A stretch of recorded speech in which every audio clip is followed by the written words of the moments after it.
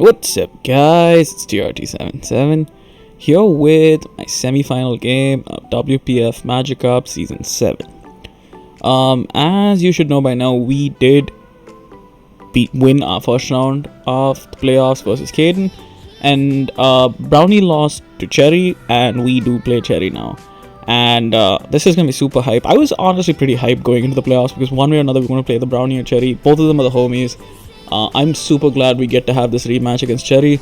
Although, looking at his team now, I don't know how glad I am. Jesus Christ, this team is scary. He does have the Aero Mega team with Toxapex, Jirachi, Sylveon. It should be on your screen. But honestly, the scariest mon in this team is Chandelure. So if you're looking at my 6 and you're wondering what I changed from last time, literally look at Melmetal. I took 8 EVs off of HP, and I put them in speed. And that is literally all I have changed from my team from last time.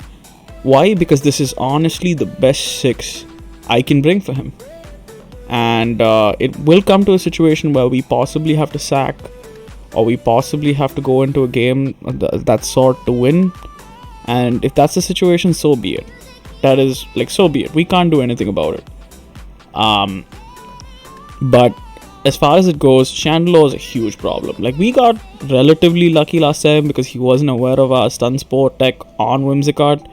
This time he's probably going to be ready for it, and it's going to be tough. But honestly, I am expecting a slightly different team from him this time around. For one, I'm expecting Jirachi because he has loved Jirachi all season. He's brought some demon sub-calm mindsets. And I feel like there is a really good chance that Jirachi comes either as sub capacity or as a Scarfer. I feel like Jirachi is a really good play against my team as well, as long as the thing is, it has so much set variation that I can't really, it's a bit like Mew for my team. I can't really prep for all the sets. I just have to hope to chip it down. The other mon I'm kind of worried about is Haxorus, because while we have Whimsicott, we physically cannot afford to lose Whimsicott, or we just lose to Scale Shot Haxorus. It's very difficult to check that Pokemon with my team. I last time I was just hoping for a Flame Body burn, if I'm being honest.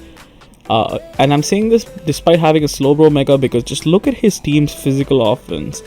With Mega Arrow there, I am really pressured, and this time around I'm pretty sure he's going to bring the Girder, because Girder was probably one of the mons I didn't expect him not to bring last time, because Girder is really good against my team, because it is really fat on the physical side, and it does take a double Iron Bash. I don't know if it takes 2, if I'm being honest with you, but it definitely eats a Wicked Blow quite easily. So Girder is a mon I'm expecting to see. Honestly, outside of Chandelure, Girder, and maybe one of Pex or Rotom, I'm not expecting both, because I don't think he's going to bring as defensive a team as he brought last time. I think he's going to go much more at my throat. It's going to be one of Pex or Rotom more to check Melmetal, because I feel like Girder will get whittled down over time, and that's something that will trouble him. I don't know if he honestly brings Sylveon after what we did to it in the last time when we played, where we trapped him with that exact Talonflame set you're seeing on there.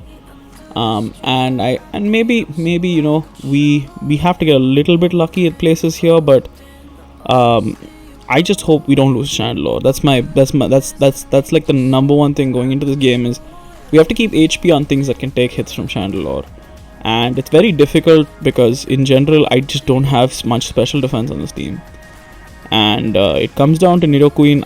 Unlike last time, I cannot sack HP on Nidoqueen for a little bit of chip on Arrow. I have to be prepared to get as much chip off as possible with with the other mons, and then try to clean with Nidoqueen. So that's going to be most of our that's our primary plan here. I considered a bunch of other mons. I considered Ice Cream Cone again after its heroics last week. I was like, hey, maybe there's a chance. And then I calced Ice Cream Cone versus Jirachi, and I was like, yeah, no, this is gonna get me 6-0'd by Jirachi. Ice Cream Cone's win con against Jirachi is a freeze. Literally a blizzard freeze. That's all it does. There's nothing Ice Cream Cone does to Jirachi.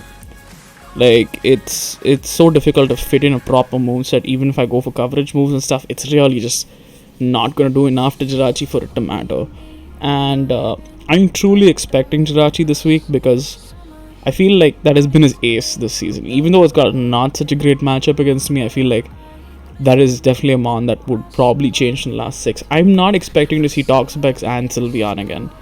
I feel like one of the two is going to get dropped because that did the momentum sap for him cost him a lot last game, and the fact that he kept worrying about losing his walls to Nidoqueen cost him a lot last game. So I think he will change that, and that's what I'm predicting. So my predicted 6, I don't think there's any way Aeromega doesn't come because it is such a good Pokemon. Like, I just don't know. Maybe he alters his set for Slowbro Mega. Maybe he runs Dragon Dance, or he's loved Hone Claws more than Dragon Dance, and if he runs Crunch on it with Hone Claws, it still doesn't two-shot, but like if we get whittled down, it's a bit of a problem. The other mons I'm expecting are I'm expecting Gordo, I'm expecting one of Rotom or Pex, and I'm expecting Haxorus. Outside of this, and obviously Chandelure is 100% coming. There's no way Chandelure is not coming in this game. So that's my prediction, guys, and now I'm just going to jump into the game, guys.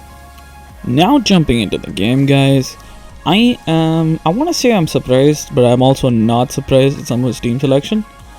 We got Gordo right, we got Chandelure right, we got Aero and Haxorus right, but I was not expecting Zoroark. Zoroark can be a huge problem for us because if it's Scarfed, Scarf Focus Blast is really, like, obviously he has to hit the Focus Blast, but it's just really annoying for my team. And also it's really annoying because if it's disguised as, like, I don't know, it's like there's like 3 mons on the team that actually just force switches, so it's gonna be quite difficult dealing with Zoroark as well. I actually didn't think of this too much in prep, and I think he may have caught me off guard here. On the other side, he has Ribombee, so I think he's brought webs, which means he's gonna try winning with Scarf, Chandelure, and or Aeromega, but I don't know if Aeromega can break through Slowbro, but we'll have to see what he's brought on it. Either way, I'm gonna jump into this, guys. My lead is gonna be Talonflame because I want to taunt and make sure webs don't go up. And he does lead Ribombee. I am gonna click the taunt. He goes into Aeromega, and obviously we have to switch out here. Go straight into Slowbro. And he clicks the EQ. We're just gonna teleport out here because again, yep. And we go into Melmetal this time because I think I can just double iron bash away and get rid of it, and we can defog quite early. As he goes into Girder and takes nothing. So he's 252 HP, 252 defense impish. That is like, my god, that Girder took nothing. Like, my calc was showing me a min of 56 on this, and it just did 46. So either way, we gotta switch out. We just go Slowbro here, easy switching. He knocks, not too much it really does to us. Again, we teleport for the regenerator, and we go straight into Nidoqueen here. He's gonna U-turn again, but here I'm gonna make sure to get our Stealth Rocks up. Now, the Stealth Rocks are really important because one, Aeromega and Chandelure and even Ribombee, depending on the set, are limited in terms of switch-ins by it. And the other thing is, if Zoroark is not disguised as... Basically, the only mon that Zoroark can fool us with right now is Haxorus with Rocks Up, because Aero, Shandy, and Ribombee all take 25 from Rocks, and Gerda only takes 6. So, I don't know if he'd ever honestly disguise himself as Gerda, but at least we have a little bit of a head start on the Zoroark. And one thing I did during the game was actually calc the Ribombee U-turns to see if Ribombee was Zoroark, and it was not. Here again, we're just gonna keep cycling back to Slowbro here, and he reveals he's got Toxic, which is great, which is a great bring on his part. Now I'm a little bit afraid because that makes a few things go back into 2-hit KO range, and we are gonna get the Future Sight off here as he does go back into Ribombee. We have to go hard Talonflame, and he does get his webs up. I feel like I misplayed this really badly. Like, I could have easily just teleported there and I would have been fine, but either which way, we're going to misplay again here as I click the Fire Spin expecting him to go hard into Aero, but he does not. Instead, he is going to get the Stun Spore off on Talonflame, which is absolutely huge, because Talonflame was very crucial in this game. in being able to outspeed Zoroark and Haxorus, and now it does not. And I should have just gone for the Brave Bird there. I don't know what prevented me from just going for the kill there, but this is one of those moments I get in my own head. He does take the Future Sight, which plus Fire Spin. He's essentially a sack now, and he does U-turn now because he's faster. Goes into Arrow. I go for the Brave Bird to get some chip here. We get some decent chip, which shows me that he's definitely a lot more of a, or at least like last time he was 252 speed F on Arrow. He's definitely not got physical bulk or HP on Arrow. So here again, I'm not going to question it. I'm going to go straight into Slowbro. He reveals the Horn Claws. Again, I'm not too afraid. I just have to click Scald here. I have to just keep clicking Scald here. I have to Mega up first. He does dual wing beat. He does a lot of chip on us, but Mega Slowbro is going to pick up the early kill on Aerodactyl Mega. Now that's a bit of a relief, but at the same time we're not even close to out of the woods here.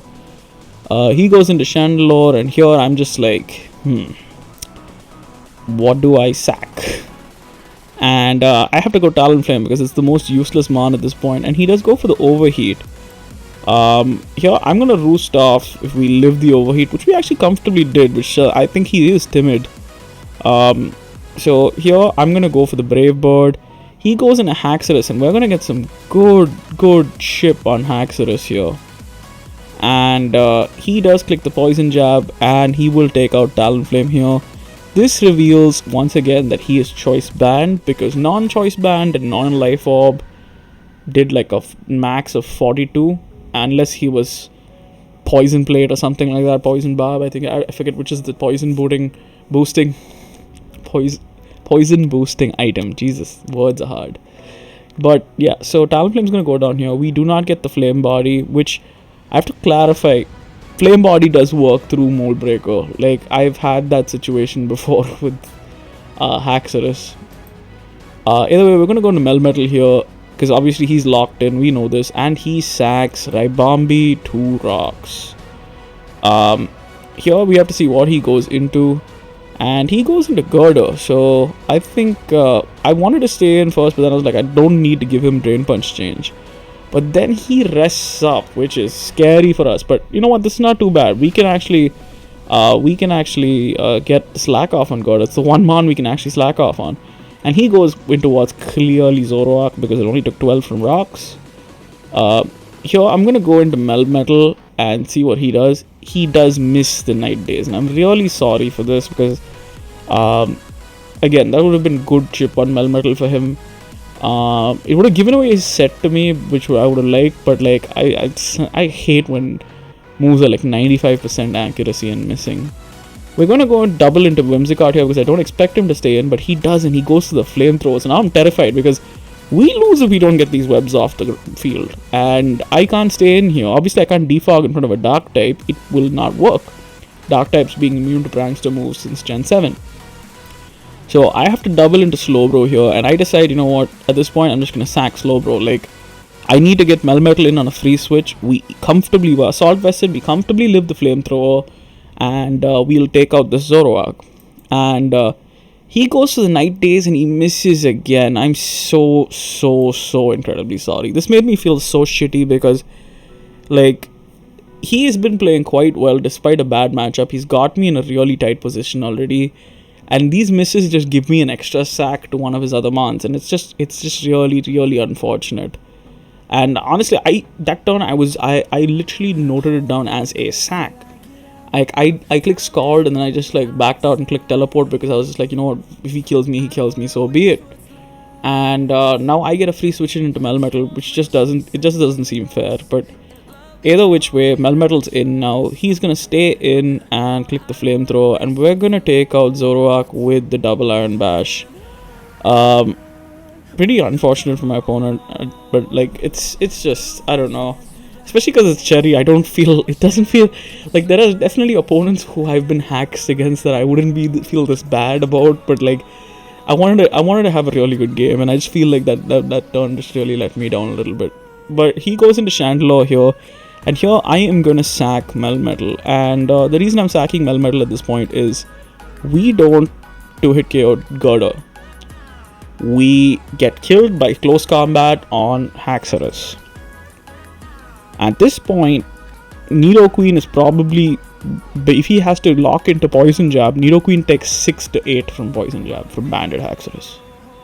So I don't know if we really need this, because at this point it's just Melmetal is just slowing down our momentum and it's just letting in Girder more. So that's why we're going to let Melmetal go down here, and I'm going to go into Whimsicott here. And this is basically me sacking again, because I'm hoping he switches out fearing the Stun Spore, but like I just want to get rid of Webs at this point.